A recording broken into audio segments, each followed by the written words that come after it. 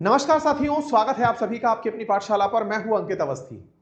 देश में इस समय पुतिन की यात्रा चल रही है और उसी समय देश के अंदर हजारों यात्री परेशान चल रहे हैं। क्या पुतिन के आने की तैयारियों में भारत सरकार के द्वारा एयर स्पेस में कुछ गड़बड़ कर दी गई या कोई और कारण जिम्मेदार है? आज के सेशन में हम जिक्र करेंगे, क्योंकि पिछले 4 दिनों में 1200 से ज्यादा फ्लाइट रद्द हो चुकी हैं और उनके रद्द होने के बाद जनता के प्रेशर में सरकार को झुकना पड़ा। लेकिन क्या यह वाकई में जनता का प्रेशर था या फिर किसी कंपनी का? आज के सेशन में जिक्र करेंगे। हमने आज से कुछ दिन पहले ही अपने बातें बाजार की जो यूट्यूब चैनल है उसके सेशन में बताया था कि टाटा मोटर्स, जो कि बॉम्बे स्टॉक एक्सचेंज की टॉप 30 कंपनीज में से एक है, वो वहां से बाहर हो सकती है, सेंसेक्स कंपनीज में से बाहर हो सकती है। कारण बताया था कि इन्होंने अपने आप के शेयर, अपनी कंपनी को 2 भागों में बांट दिया है। लेकिन उन 30 कंपनियों में से निकलकर अगर टाटा बाहर जा रही है तो वो जगह कौन लेगा? तो हमने आंसर दिया था कि संभव है कि वहां इंडिगो जगह बना लेगा। इंडिगो भारत के शेयर बाजार में तेजी से उभरती हुई कंपनी, भारत के विमान कंपनी, भारत की एक ऐसी विमान कंपनी जिसने भारत में एक नेक्स्ट लेवल पहचान क्रिएट की है, वो इंडिगो इन दिनों चर्चा में है। चर्चा में क्यों है?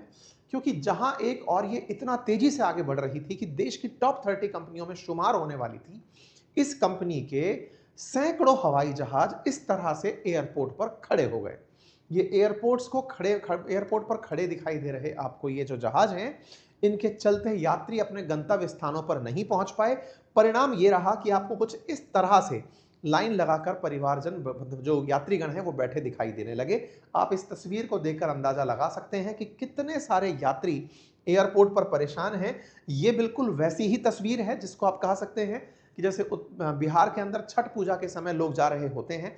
छठ पूजा की तस्वीरें ट्रेन से आती हैं, लेकिन हवाई जहाज के हवाई अड्डे से भी तस्वीरें वैसी ही आ रही हैं। फर्क सिर्फ इतना है कि इनके पास महंगे सामान है और टिकट के लिए ज्यादा पैसा है, लेकिन लाइन बराबर लगी है। ऐसी स्थिति में कहा जा रहा है कि जो ट्रेन या फिर जो फ्लाइट किसी एक जगह जाने का एक्स किराया लेती थी, उस जगह जाने के लिए अब अन्य फ्लाइट्स 5x तक किराया वसूल रही हैं। इंडिगो की फ्लाइट डिले होना सुर्खी बन चुका है। इंडिगो देश की सुर्खी बन चुका है। तो बड़ा सवाल यह है कि इंडिगो की फ्लाइट डिले क्यों हुई, नंबर 1। और फ्लाइट से डिले होना देश के लिए इतना बड़ा विषय कैसे बन सकता है कि ये हेडलाइंस के रूप में चलने लगे? 1200 फ्लाइट्स का रद्द होना, ऐसा क्या कारण था? क्या कोई हड़ताल पर चला गया कि क्या हुआ?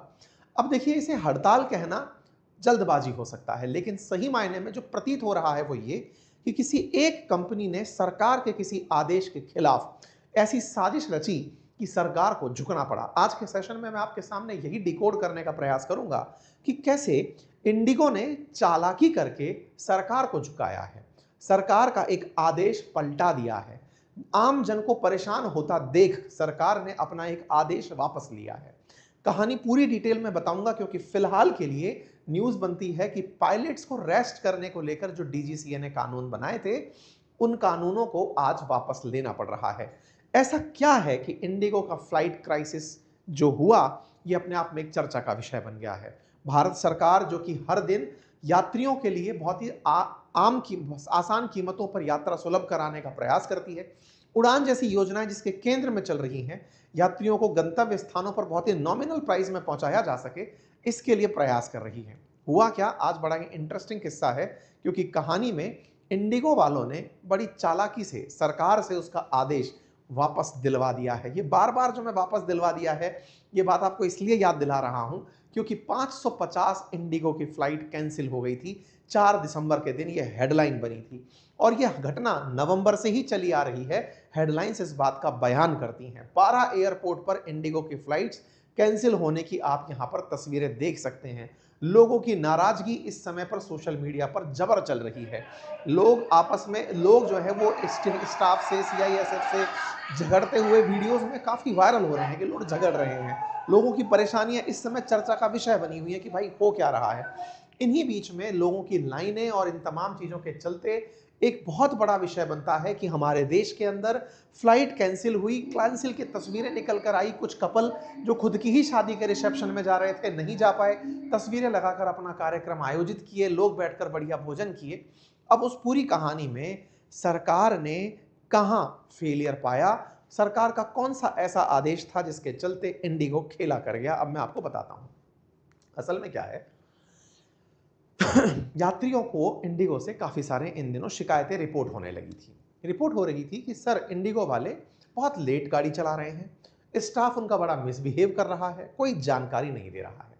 इंडिगो ने जानबूझ करके यात्रियों के साथ कुछ ऐसा बर्ताव किया होगा, ऐसा प्रतीत हो रहा है। ऐसा क्यों? आप सभी को याद होगा, पिछले कुछ दिनों पहले जून 2025 में भारत के अंदर एक फ्लाइट हादसा हुआ था अहमदाबाद के अंदर, जहां पर फ्लाइट जब उड़ रही थी उसके क्रैश होने से जो भी यात्री सवार थे उनमें से अधिकांश, केवल एक को छोड़ करके, उनकी मौत हो गई थी। उस घटना के बाद सरकार ने बहुत सारी चीज़ों पर वापस से रिव्यू करना शुरू किया। आप सभी जानते हैं कि फ्लाइट जब उड़ रही होती हैं तो फ्लाइट्स को उड़ाने में जो गवर्नमेंट बॉडी है जो मदद करती है, दैट इज डीजीसीए, वो लगातार इस बात का रिव्यू कर रही थी कि एक फ्लाइट के फेलियर में बड़ा कारण क्या है। लगातार फ्लाइट्स के फेल होने की, कभी ब्रेक खराब होने की, कभी बीच में रुकने की बातें सुनने में आ रही थी कि साहब आज लैंडिंग गियर में कोई खराबी आ गई है, फ्लाइट नहीं उड़ पा रही है, तमाम बातें चलने लगी थी। जब जांच करना शुरू हुआ तो पता चला कि फ्लाइट्स को ऑपरेट करने के लिए जो लोग जिम्मेदार होते हैं, एक तो वो लोग होते हैं जो कि ग्राउंड स्टाफ होते हैं। ग्राउंड स्टाफ का मतलब जो ग्राउंड से फ्लाइट को सपोर्ट दे रहे होते हैं, जो लगेज को रखवाने का काम कर रहे होते हैं, वापस से उसको बे में लगवाने का काम कर रहे होते हैं। उसी के साथ साथ फ्लाइट को चलाने के लिए पायलट जिम्मेदार होते हैं और पायलट के साथ साथ लोगों को सेवा देने के लिए क्रू मेंबर फ्लाइट के अंदर चल रहा होता है। ये सब लोग जब फ्लाइट में चल रहे होते हैं तो इनसे सुविधाएं यात्रियों को मिलती हैं, लेकिन इन्हीं यात्रियों में पता चलता है कि क्रू और पायलट्स ओवरबर्डन्ड हैं। ओवरबर्डन मतलब इंडिगो इस समय देश की लगभग 60% फ्लाइट ऑपरेट कर रहा है। जो यात्री चल रहे हैं हवाई जहाज़ों में, भारत की सरकार के बनाए कार्यक्रम के तहत कि भाई उड़ान कार्यक्रम से सस्ती फ्लाइट मिले, पैसेंजर तो सरकारी सुविधाओं से सस्ते पड़ने शुरू हो गए, लेकिन जिसका इजाफा हुआ, यानी कि जिन्होंने सबसे ज़्यादा यात्री ढोया, वो इंडिगो निकल कर आई, जो देश की लगभग 60% यात्रियों को लेकर उड़ रही है। ऐसे में जब जानकारी निकल कर आई कि इंडिगो के पायलट्स और क्रू ओवरबर्डन्ड हैं, इन्हें छुट्टी नहीं मिल रही है, ये लंबे समय तक फ्लाइट उड़ा रहे हैं, उनको प्रॉपर जो रेस्ट के नियम है उसके अनुसार रेस्ट नहीं मिल रहा है।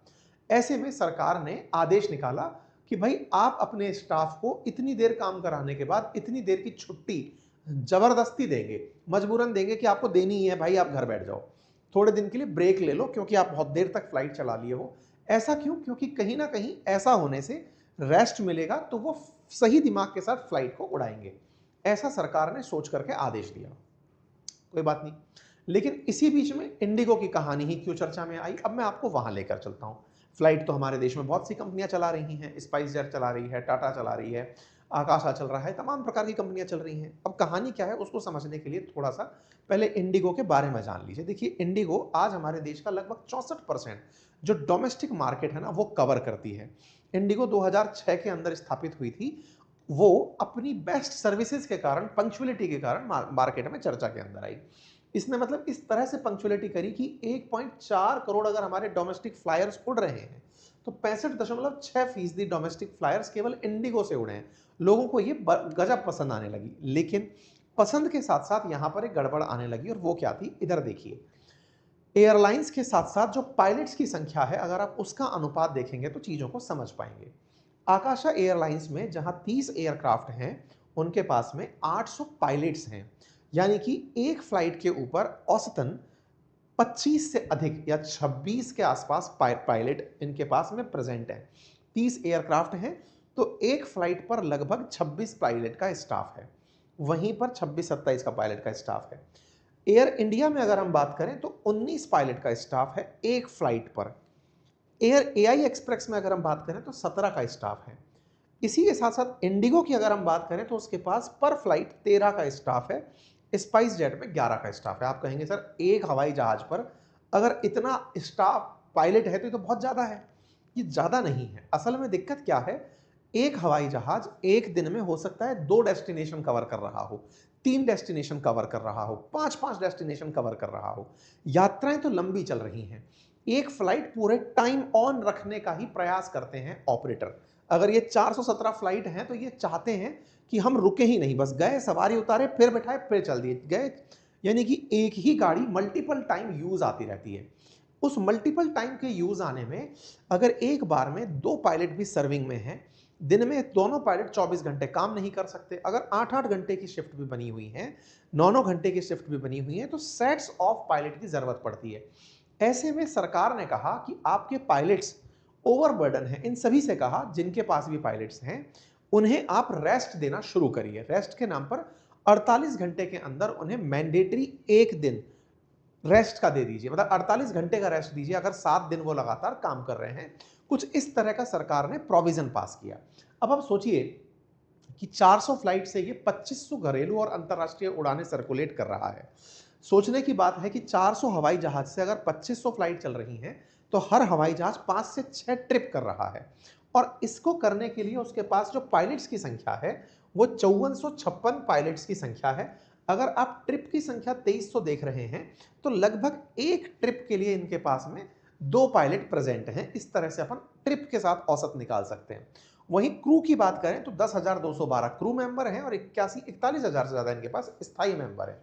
अब हुआ क्या कि इनको सरकार के द्वारा लाए गए आदेशों से बड़ी दिक्कत होने लगी। दिक्कत किस बात पर हुई कि हम इतना स्टाफ कहां से लाएं, सरकार ने हमें जबरदस्ती छुट्टी देने की जो कह दिया है। इस पूरी कहानी को जब आप ध्यान से समझेंगे तो पाएंगे कि इन्होंने जानबूझकर ये चालाकी चली। कौन सी चालाकी? कि ये चाहते तो सरकारी आदेश की पालना में रिक्रूटमेंट्स पहले भी कर सकते थे। इनको पता था कि हमारे पास स्टाफ की कमी है, हम अपने पायलट्स को और क्रू मेंबर्स को अगर और ज़्यादा अपॉइंट करेंगे तो हम आसानी से अपने काम को बेफिक्र तरीके से चला ले जाएंगे। लेकिन आप जानते हैं, मुनाफे के लिए इन कंपनियों ने, क्योंकि मुनाफा इनका असल में जितनी ज़्यादा फ्लाइट यूज़ हो जाए वहीं से मुनाफा निकल कर आता है। हमारे देश में बड़ी सारी एयरलाइंस इसीलिए फेल हुई कि वो समय प्रबंधन ढंग से नहीं कर पाई। लेकिन इंडिगो 80% तक पंक्चुअल रहकर, यानी कि मैक्सिमम फ्लाइट्स इसकी पंक्चुअलिटी के साथ चली, तो इसने 24 घंटे का भरपूर उपयोग किया। यही कारण है कि ये कम आदमियों से ज्यादा लाभ कमाने में सक्सेसफुल हुई। ये एकमात्र ऐसे उदाहरण में से वो उदाहरण बनी जो कि इतने बड़े बेड़े के साथ भी प्रॉफिट कमा गई। हमारे देश में बड़ी सारी कंपनियां फेल भी मारी हैं, हमारी खुद सरकारी कंपनियां फेल मार गई हैं ऑपरेशंस के मामले में। ऐसे में इंडिगो ने फ्लाइट के अंदर पायलट्स की संख्या और जो क्रू मेंबर्स हैं उनकी संख्या को कम ही रखा और उन्होंने उन्हें अपॉइंटमेंट ना देकर के सरकार से लड़ने की सोचा। तरीका सिंपल था। इन्होंने कहा कि अब सरकार ने चूंकि हमारे ऊपर मैंडेटरी कर दिया है कि हमें हमारे पायलट्स को रेस्ट देना है, तो आज के दिन हमारे पायलट रेस्ट पर हैं, हम आपकी फ्लाइट को नहीं भेज पाएंगे। मतलब सोचकर देखिए, 2300 फ्लाइट चल रही हैं, उसमें से 500 कैंसिल कर दी, क्योंकि साहब सरकार कहती है कि हमारे पायलट छुट्टी पर जाने चाहिए। छुट्टी पर हमने भेज दिया, अब हमारी फ्लाइट नहीं उड़ पा रही है। क्या मतलब था? सरकारी आदेश की पालना करके इन्होंने दिखाया ये कि देखो सरकार कह रही थी, हमने वो किया। लेकिन हुआ उससे कौन परेशान? यात्री परेशान हुआ। यात्री ने किसको बहुत भला बुरा कहा? सरकार को भला बुरा कहा और इंडिगो को भला बुरा कहा। इंडिगो को भला बुरा कहा तो उसका असर क्या हुआ कि 5 दिन में इंडिगो के शेयर 8.76% गिर गए। बाजार के अंदर इसकी वैल्यू गिर गई। सरकार को नुकसान क्या हुआ कि सरकार को हर आदमी ट्रोल कर दे रहा है कि आपके चलते यात्री परेशान हो रहे हैं, इतने यात्री परेशान हो रहे हैं, कैसा प्रबंधन है ये। इस बात पर विपक्ष हमलावर हो रखा है। विपक्ष का कहना यह है कि आप लोगों की कमी के चलते एक कंपनी इतना ऊपर चली गई। एक देश में जहां पर इतनी बड़ी आबादी रहती है, इतने सारे यात्री हैं, आपने केवल लेवल प्लेइंग फील्ड जो बना के रखा वो 5-7 कंपनियों के लिए बना के रखा। ये तो मोनोपोली जैसा हो गया कि इस पूरे देश में अगर 60% एयरलाइंस है तो वो केवल इंडिगो की है। तो ये तो किसी एक आदमी के हाथ में पूरा बाजार हो गया, जिससे सबको परेशान होना पड़ रहा है। तो इंडिगो ने, मतलब विपक्ष ने सरकार को इस बात पर घेरा कि आप लोगों ने बाजार ही ऐसा बना दिया जिससे किसी को भी काम करने का मौका नहीं मिल रहा है। अगर कोई और कंपनी यहां पर आ पाती तो कंपटीशन बढ़िया रहता, कंप्लीट मतलब जो मार्केट है वो परफेक्ट होता और सबको लाभ होता। इस तरीके से सारे के सारे लोग एक दूसरे को कोसना शुरू कर दिए। सरकार इस बात से दबाव में आई। डीजीसीए के जो आदेश थे, जो कि इसमें यह कहा गया था कि पायलट्स को रेस्ट देना जरूरी है, 1 नवंबर से इनको लागू करने के लिए कहा गया था पायलट और क्रू मेंबर्स को कि रेस्ट दो। लेकिन इन भाई साहब, इन लोगों ने नवंबर में 1200 फ्लाइट कैंसिल करके छुट्टी पर भेज दिया। कहा क्या था सरकार ने कहा था 7 दिन काम करने के बाद 48 घंटे का रेस्ट देना जरूरी है। नाइट ड्यूटी अगर कोई कर रहा है तो पहले सुबह 5 बजे तक अगर नाइट ड्यूटी करता था तो अब वो 12 से 6 के शिफ्ट में ही नौकरी करेगा। सरकार ने अपनी तरफ से कुछ नए रूल बनाए थे। कहा था कि पायलट 6 लैंडिंग राइट में कर सकता था। पहले ऐसा होता था कि फ्लाइट अगर उड़ रही है तो नाइट को उड़ाते समय पायलट्स को 6 फ्लाइट एक हफ्ते में उतारने की इजाजत होती थी। अब सिर्फ 2 लैंडिंग की बात कर दी गई। लगातार नाइट शिफ्ट पर रोक लगा दी गई। फ्लाइट ड्यूटी पीरियड को लिमिटेड कर दिया गया। लंबी उड़ान के बाद रेस्ट को बढ़ा दिया गया। परिणाम क्या हुआ? उनको लगने लगा कि साहब हम अगर इतनी देर रेस्ट दे देंगे, वही वाली बात है ना, देश में तो लेबर सस्ता भी चाहिए और उसके साथ हमको काम भी बहुत सारा लेना है। तो इंडिगो ने क्या किया?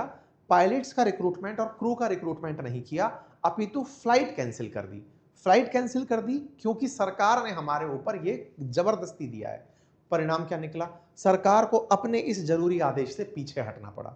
सरकार ने जो फ्लाइट ड्यूटी टाइम लिमिटेशन दिया था, उससे पीछे आना पड़ा। सरकार की तरफ से मंत्री साहब ने अपनी तरफ से कहा, जो रामा मोहन नायडू हैं, उन्होंने यूनियन मिनिस्टर कि साहब हमको अभी फिलहाल के लिए इस आदेश को वापस लेना होगा ताकि यात्री परेशान ना हो। अब आप सोचिए, सरकार ये नियम क्यों लेकर आई थी? कारण था ताकि लोगों की जान बच सके, सुरक्षित यात्राएं हों, लोग आसानी से सस्ती फ्लाइट में सफ़र कर पाएँ।